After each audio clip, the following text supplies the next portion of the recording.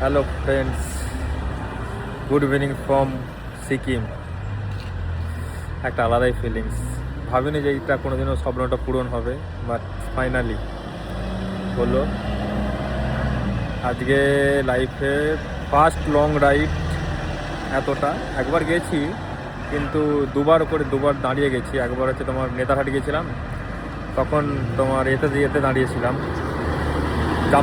জামশেদপুর থেকে হয়ে তারপরে গেছিলাম নেতারহাট।